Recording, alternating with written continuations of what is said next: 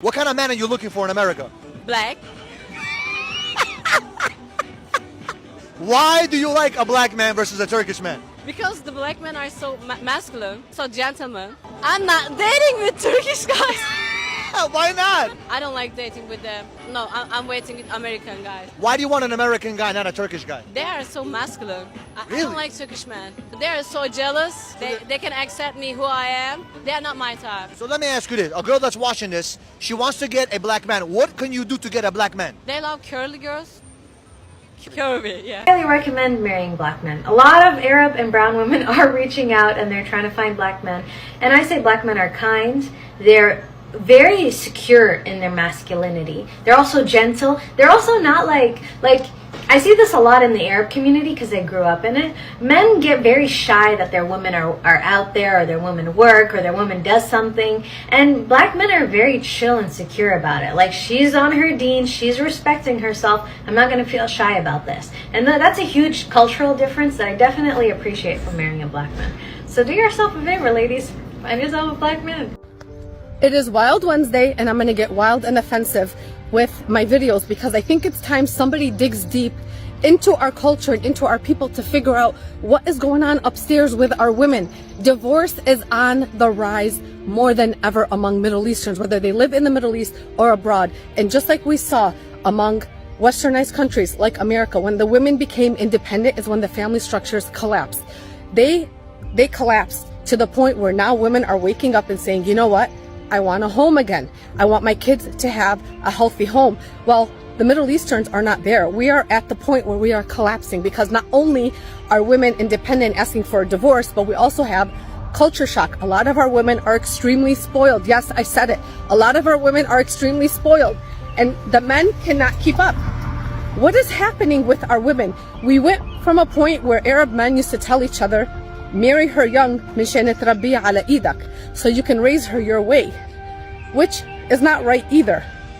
Come to find out, المرأة ما بتتربى. You cannot raise a woman because we get to a point where we know what we want. And did you guys know that 70% of divorces are initiated by women? And of those women, 90% of them are college educated. Are they sick of the abuse and they want out because they know they can support themselves? Or do they no longer want to make the sacrifice for their marriage? Let's talk about it. So honestly, like, that whole thing was literally crazy. Like, literally, now that they're literally trying to mimic American marriages and American love, and they're so influenced by us that now they literally are crashing like us. Like, the craziest part that she said is, like, now you see them saying, like, the women are trying to be like American women. Like, they filing for divorces, and now independence and feminism has slowly ushered its way into their society. What I notice is they trying to be like us. You see them saying, like, they pay attention so deeply to, they're so influenced by the music nowadays and the vibes and like our movies, but mainly our music and movies. Those two M's and marriage, those three M's, you see what I'm saying? I don't know if it's working too well for them, but let me know what y'all think. Like, how y'all feel about this? Like, you see what I'm saying? Like, now they're going for all the Sarahs and, also all the black men. Yes, literally, like, Arab women, like, they're literally screaming out for black men nowadays. It's so crazy. And all the Arab men are literally just wanting all the white women, stuff like that. They're going for all the Sarahs. And now y'all hear why. Like, let me know how y'all feel about this. But check it out right here. Racist Arab family. Right here. You will only marry Arab. Like, that's crazy. Look. I didn't even know it's such a big deal. But right here. When a half black, half Arab kid embraces both cultures. So, like, they already making a change. They're already making a split now. Look. He even signing the papers, the wedding papers. Like, but apparently it's a big deal right here. Well, since Arab men belong to Spanish women, we want to belong to black men. Like, hello brothers and sisters, welcome back to the channel. I'm hoping that you are doing great from wherever you're watching me from. I'm your host and praise and hygienic stories. I just want us to talk about something that I feel like it's really important. And I'm seeing this wave. This is something which is happening. And some people will call it that black people are winning. Some people will say that Arab women are realizing that the grass is green on the other side, and what they've been getting is not something that reflects their worth, and they believe that black men are going to be giving them their worth, right? Because we are starting to see this group of people really interested in dating and coming together with black people. Well, there's two sides of the coin when we talk about this issue. Because remember, we've had cases of anti-blackness in the Arab community. I'm not saying like all Arabs did this, right? I'm not saying that, but it's important to recognize the fact that this is something which is ingrained in the Arab culture, because some of them, their parents taught them not to interact, not to, get married, or not socialize with, black people, because according to the caste system that they have, and I think this one is same as with Indians, right? Yeah, they have a caste system, and black people are below the ladder, right? They're the down, the ladder. And you get to understand the anti-blackness that happens between, in the Arab community. And so seeing Arab women realizing this and coming out and talking about this, I feel it's an important aspect to talk about. So brothers and sisters, there are a couple of videos that I want us to talk about, and there are TikTok videos that we are seeing a couple of Arab women coming out and talking about all these. All in all, I'm hoping that you all are doing great. So I want us to watch this video. I'll be back, and then I'll be giving my thoughts in regards to this. So let's watch the video. I'll be back. Yo, this is like a call all around the nation, apparently. This is crazy. Man, you only belong to what? Y'all see this? You can only marry Arabs? Like, that's crazy. You're not allowed to marry not even black Muslims? Like, even if he's in a part of the same religion. Like, I ain't know none of this. This is shocking to me. Look at this right here. Since Middle Eastern guys want to belong to Latinas right here. Yes, can Middle Eastern girls belong to blackness? So apparently it's like they trying to rebel. Like, I didn't know it was such a big deal. Look.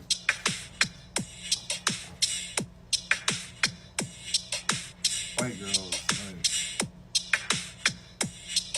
it's crazy that it's such a big deal just for them to date whoever they want to love.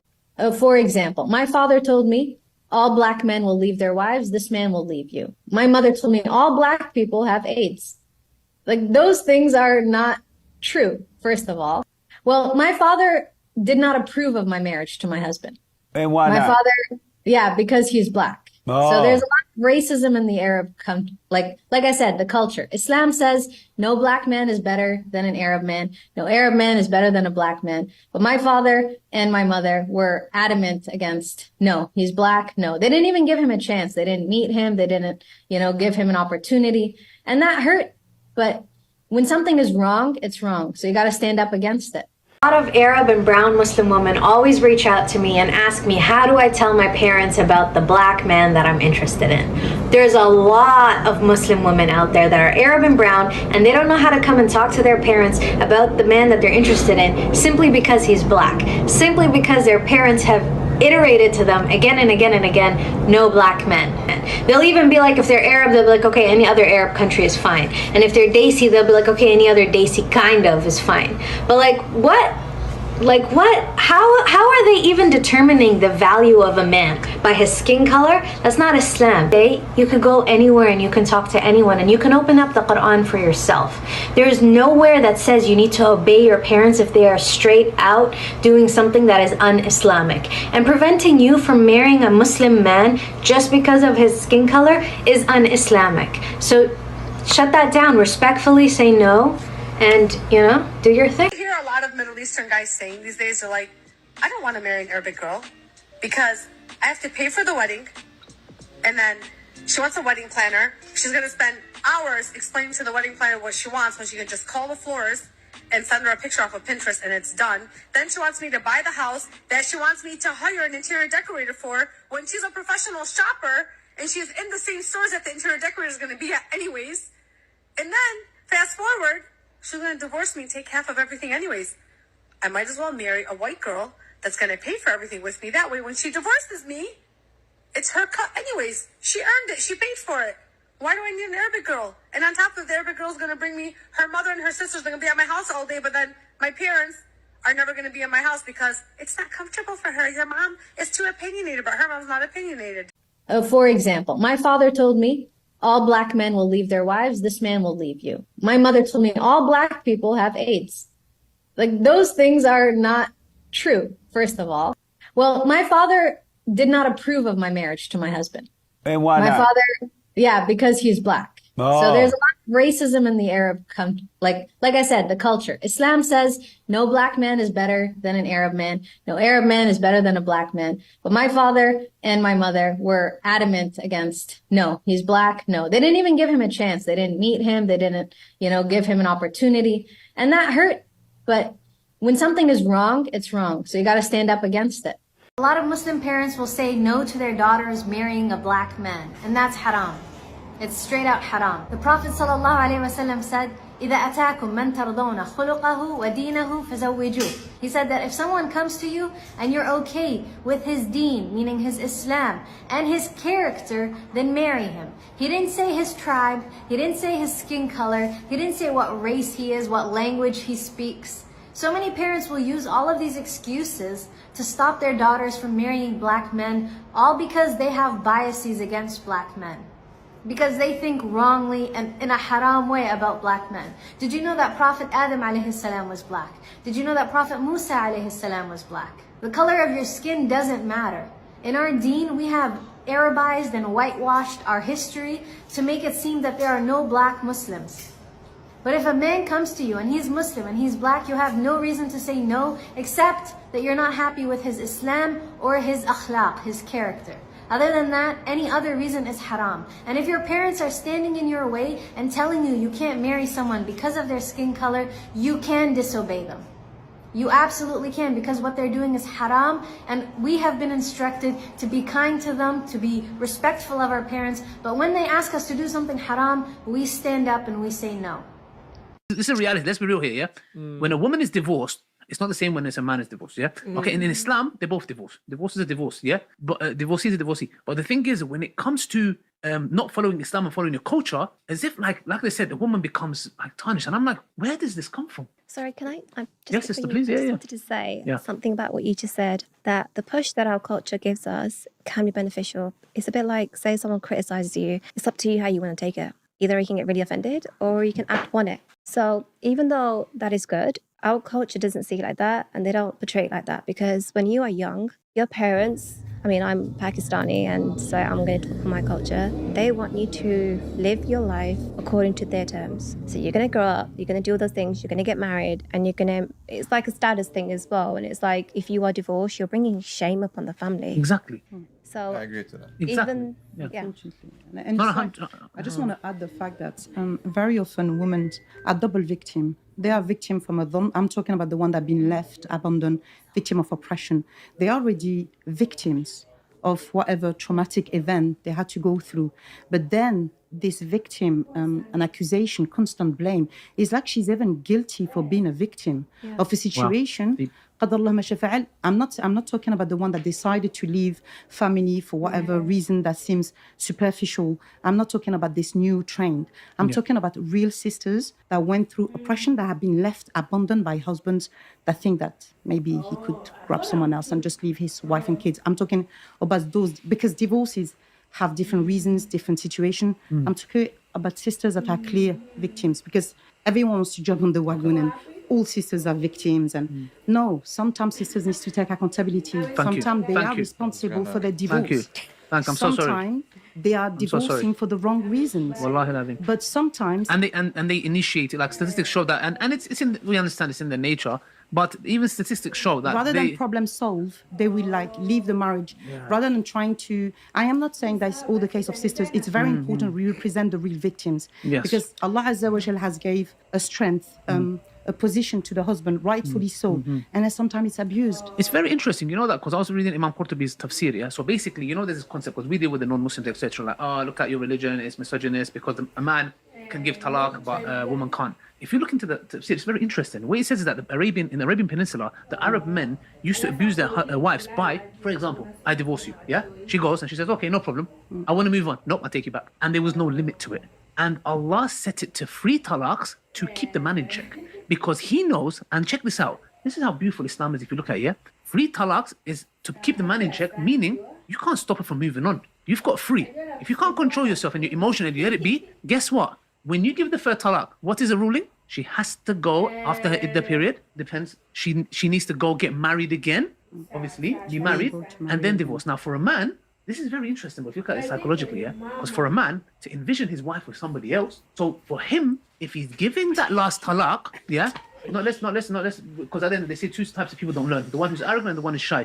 So we're here to benefit people, inshallah. I know it might be a bit thing, but let's be real here, yeah? So for a man, he's thinking, if I'm giving this last talaq, what it means is the following. My wife is haram for me, and she will have to be with another man, which is halal. There's nothing no one can say, but we are ghira is a different level, yeah? So Hello, brothers and sisters. Welcome back to the channel. So apparently you've heard them expressing how they feel about black men. And, you know, all this sounds good. All this sounds good. And we have people that have come out and they've talked about how, like, having an interracial relationship has really opened their eyes. Some have talked about how it has changed their perspective on how they see black people. Because, see, we are coming from places where people were told negative things about black people, right? But now they have to like relearn, they have to, you know, rewire their mind to see black people differently. Some people come from places where they were told that black people are cheaters, black people will give you kids, black men will give you kids and then they'll leave, right? Because from the stereotypic history that they've been having, this is how the media shows how, black men are, right? But on the other side, we have people like couples that are coming out and sharing their experiences on how they have, seen differently since they started dating black people. They really get the affection that they never got from, you know, Arab men. And I understand because I'm not speaking for, you know, I may not be accurate on this, but this is what is really happening according to the last time I checked this. Sometimes Arab women feel like dissatisfied by the things that their Arab men do to them.